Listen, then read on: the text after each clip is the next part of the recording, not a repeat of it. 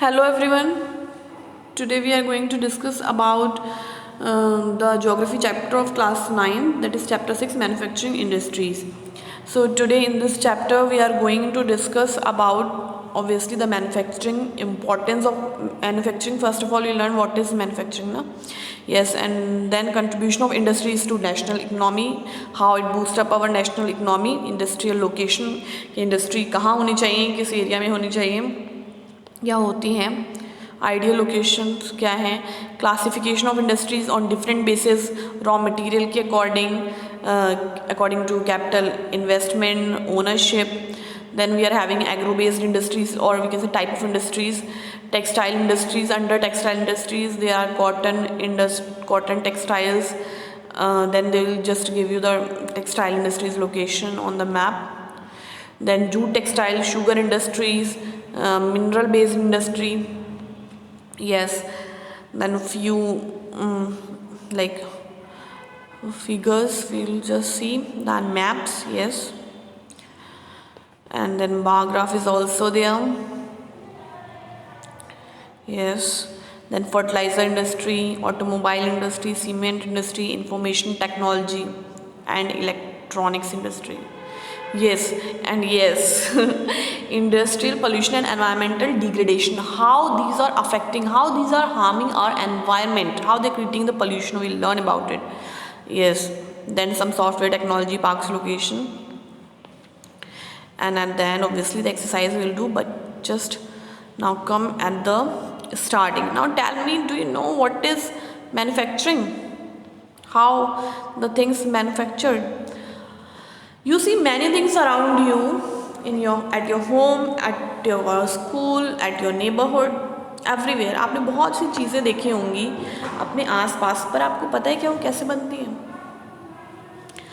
एक साइकिल का एग्जांपल देती हूँ मैं आपको. साइकिल सबने चलाई होगी मोस्टली, और नहीं तो देखी तो सभी ने होगी. तो आपको पता है वो एक साइकिल कैसे बनती है? आप तो जाकर के आपसे पूछो साइकिल कहाँ मिलेगी, आप बोलोगे स्टोर पे मिलेगी. साइकिल मैं स्टोर से लेके आया हूँ, ठीक है. अब क्या है, क्या वो स्टोर पे रातों रात बन जाती है? नहीं, वो एक इंडस्ट्री से मैन्युफैक्चर होकर आती है, बहुत सारे प्रोसेस से जाती है. एक साइकिल बनाने के लिए हमें रॉ मटेरियल चाहिए होता है, किसके फॉर्म में? आयरन और स्टील के फॉर्म में. छोटे छोटे पहले पार्ट्स उसके क्रिएट होते हैं, उन पार्ट्स को हम असेंबल करते हैं. उसके बाद उसकी फिनिशिंग होती है, polishing and all that things. उसके बाद जो है एक साइकिल जब उस टेस्ट राइड करके देखते हैं, उसके बाद वो चीज़ आप तक पहुंचती है जिसकी क्वालिटी होती है. तो ऐसे ही चाहे साइकिल हो या छोटा सा पेन हो, उसका भी एक प्रोसीजर है. तो ये सारी चीज़ें इंडस्ट्री में तैयार होती हैं. डिफरेंट टाइप्स इंडस्ट्रीज़ होती हैं, डिफरेंट साइज़ होते हैं इनके, और तब हमें जाके फिनिश फॉर्म में मिलती है. ठीक है. अब कोई भी चीज़ है तो आप सोचिएगा, जैसे भी आप देखेंगे कि ये कैसे मैन्युफैक्चर होती है. ठीक है. अब मैं चैप्टर स्टार्ट करती हूँ और हम देखते हैं कि इसमें हमें क्या बता रहे हैं, कि एग्जाम्पल्स दिए हुए हैं. They are saying on the occasion of Diwali, Harish went to a market with his parents. They purchased shoes and clothes for him. His mother purchased utensils, sugar, tea and diyas. Harish observed that the shops in the market were flooded with items for sale. He wondered how so many items could be made in such large quantities. His father explained that shoes, clothes, sugar, etc. are manufactured by machines in large industries. मतलब हरीश ने गया, ये सब चीज़ें बाज़ार से ख़रीदी उसने, उसकी मम्मी ने, उसके पापा ने. तो ये सोचने लगा ये सारी चीज़ें कैसी बनती हैं, कहाँ से आती हैं, क्योंकि बच्चों को क्यूरियोसिटी होती है, वो जानना चाहते हैं. तो बता रहे हैं उसके पापा कि ये लार्ज इंडस्ट्रीज़ में बनती हैं मशीन्स के through. Some utensils are manufactured in small industries. कुछ बर्तन जो हैं वो छोटी इंडस्ट्रीज़ में बनते हैं, जैसे कि दिया हो गया. हाउस होल्ड आपने देखा ही होगा कि पॉटर कैसे बनाते हैं दिए को. ठीक है. Now they are saying, do you have some idea about these industries? क्या आपको कुछ आइडिया है इंडस्ट्रीज़ का? Let's read. Production of goods in large quantities after processing from raw material to more valuable product is called manufacturing. जब क्या होता है, कोई भी गुड्स लार्ज क्वांटिटी में प्रोड्यूस होते हैं और एक रॉ मटेरियल से मतलब एक अच्छे फिनिश प्रोडक्ट में ट्रांसफॉर्म हो जाते हैं, तो उस प्रोसेस को हम क्या कहते हैं? मैन्युफैक्चरिंग कहते हैं. हमें क्या चाहिए मैन्युफैक्चरिंग के लिए? मेन थिंग क्या है? रॉ मटेरियल, कच्चा माल. हर चीज़ का अलग रॉ मटेरियल होता है, एक रॉ मटेरियल सब में यूज़ नहीं हो सकता. ठीक है. जैसे कि हमें क्या चाहिए, पेपर बनाने के लिए क्या चाहिए, हमें वुड चाहिए। शुगर बनाने के लिए हमें क्या चाहिए, शुगर केन चाहिए। आयरन और स्टील किससे बनेगा, आयरन ओर से। एल्यूमिनियम किससे बनेगा, बॉक्साइट से। Yes. Do you also know that some type of clothes are manufactured from yarn which itself is an industrial product. अब आपको पता है कपड़े जो हैं बहुत से वो यार्न से बनते हैं। अब यार्न ऐसे ही थोड़ी ना हमें मिल रहा है, यार्न यार्न भी एक प्रोसेस है, वो खुद पहले यार्न बनाते हैं, मतलब पहले आपको यार्न चाहिए, यार्न भी एक प्रोसेस से मतलब मैन्युफैक्चर होता है, और फिर उसके बाद उस यार्न से क्या बनते हैं, क्लोथ्स बनते हैं। ठीक है, yes. Now they are saying people employed in the secondary activities manufactured the primary materials into finished goods. Yes. जो लोग जो हैं वो सेकेंडरी एक्टिविटीज़ में इन्वॉल्व होते हैं, वो मैन्युफैक्चर करते हैं primary material into finish goods. ठीक है, जो रॉ मटेरियल है उसको फिनिश गुड्स में, या प्राइमरी मटेरियल जो उनके पास अवेलेबल है, चाहे वो पहले से मैन्युफैक्चर किया वो प्रोडक्ट हो, एकदम रॉ नहीं हो, उससे वो फिनिश गुड्स प्रिपेयर करते हैं। The workers employed in steel factories, car breweries, textile industries, bakeries, etc. fall into this category. They have also given the category. Some people are employed in providing services. In this chapter, we are mainly concerned with manufacturing industries, which fall in the secondary sector. ठीक है, manufacturing industries fall under which sector? Secondary sector. Now, the economic strength of a country is measured by the development of manufacturing industries. This is very important point कि किसी भी country की economic strength किससे measure हो रही है, manufacturing industry से। अगर अच्छा काम कर रही है तो इकनॉमी अच्छी होगी, और अगर काम ज़्यादा अच्छा नहीं है तो इकनॉमी अच्छी इतनी नहीं होगी। Yes. Importance of manufacturing, manufacturing की क्या इम्पोर्टेंस है, ज़रूरत भी कह सकते हैं, या इससे हमें ये हमारे लिए क्यों ज़रूरी है, क्यों इम्पॉर्टेंट है। Manufacturing sector is considered the backbone of development in general and economic development in particular, mainly because backbone कहा जाता है मैन्युफैक्चरिंग सेक्टर को। क्यों? क्योंकि manufacturing industries not only help in modernising agriculture which forms the backbone of economy, they also reduce the heavy dependence of people. क्या हुआ है, जब ये मैन्युफैक्चरिंग इंडस्ट्रीज तो बनी, इन्होंने क्या करा, इन्होंने नई नई प्रोडक्ट्स लॉन्च करी, नई नई मशीनरी लॉन्च करी, जिससे हमारा एग्रीकल्चर वर्क जो था इजी हो गया। जो हमारे फार्मर थे उन्हें बहुत हेल्प मिली, और इससे जो हमें लोगों की ज़रूरत हुआ करती थी एग्रीकल्चर के लिए, वो नीड भी कम हो गई।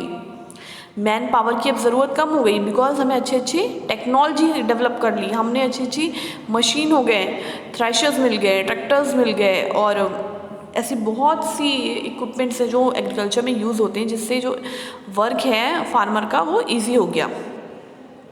Okay,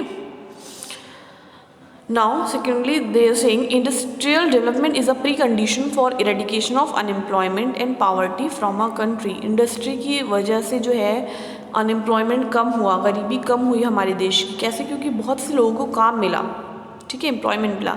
this was a main philosophy behind public sector industries and joint sector ventures in India. Then export of manufactured goods expand trade and commerce. हमने जो सामान बनाया वो सिर्फ अपने देश तक नहीं रखा, क्योंकि हमारे देश में हमें शायद उतनी कीमत नहीं मिले, और जो हम गुड्स मैन्युफैक्चर कर रहे हैं उसकी कीमत हमें दूसरे देश में ज़्यादा मिलेगी, क्योंकि बहुत सी चीज़ें ऐसी हैं जो उन कंट्रीज़ में मैन्युफैक्चर नहीं हो रही बट हमारे यहाँ हो रही हैं, और लोगों की हेल्प कर रही हैं, तो obviously they will pay the amount. और जब हम एक्सपोर्ट करते हैं तो हमें उसका पैसा ज़्यादा ही मिलता है, तो हम फॉरेन मनी भी लेके आए, और वो भी हमारी कंपनी की इकोनॉमी को बूस्ट अप करा उससे भी। Countries that transform their raw material into a wide variety of finish goods of higher value are prosperous. जिन कंट्री ने क्या करा, ट्रांसफॉर्म करा रॉ मटेरियल को, एक बहुत डिफरेंट, मतलब एक रॉ मटेरियल से कई फिनिश गुड्स बनाए, उनको हायर वैल्यू पे सेल करा, तो वो क्या हो गई, कंट्रीज प्रॉस्पेरस हो गई, मतलब बहुत उनको फ़ायदा पहुंचा या बहुत पैसा उन्होंने कमाया। India's prosperity lies in increasing and diversifying its manufacturing industries as quickly as possible. तो हमारी प्रॉस्पेरिटी कहाँ लाई करती है हमारी कंट्री की, कि हमको भी ऐसे ही करना है, हमें डिफरेंट चीज़ें नई नई क्रिएट करनी है, जितनी जल्दी हो सके उतना, और उसको सेल आउट करना है। Now they are saying agriculture and industries are not exclusive of each other, they move hand in hand. Agriculture और इंडस्ट्रीज दोनों जो हैं साथ में काम करती हैं, वो अलग अलग नहीं है। एग्रीकल्चर पे तो हमारा सबसे ज़्यादा लोग डिपेंड करते हैं, और हमारी इकनॉमी भी एग्रीकल्चर की वजह से काफ़ी बूस्टअप हुई है। They move hand in hand. For instance, the industries in India have given a major boost to agriculture by raising it's productivity. तो हमारी जो एग्रो इंडस्ट्रीज़ हैं उन्होंने क्या करा है, हमारे एग्रीकल्चर को बूस्ट अप करा है, बहुत अच्छी अच्छी प्रोडक्टिविटी जो है उसकी बढ़ाई है। They depend on the latter for raw material and sell their product such as irrigation pumps, fertilisers, insecticide, pesticide, plastic and PVC pipes, machines and tools etc. to the farmer. Thus development and competitiveness of manufacturing industries has not only assisted agriculturists in increasing their production but also made the production process very efficient.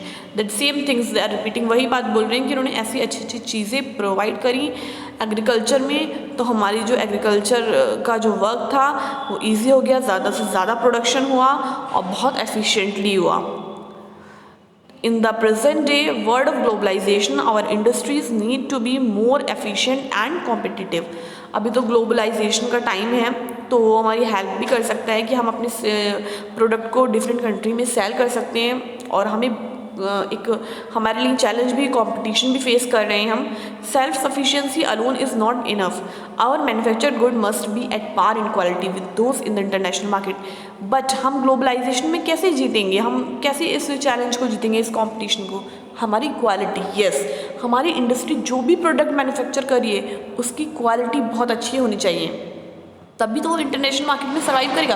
क्योंकि different countries आकर के अपना सामान जो है वो cell कर रही हैं। अगर हमारा सामान की क्वालिटी नहीं होगी तो किसी और कंट्री का सामान बिकेगा, राइट? तो हमें क्वालिटी का ध्यान रखना ज़रूरी होता है। Only then we will be able to compete in the international market. Yes, that's all for today's session. I hope you understand it and you enjoyed it.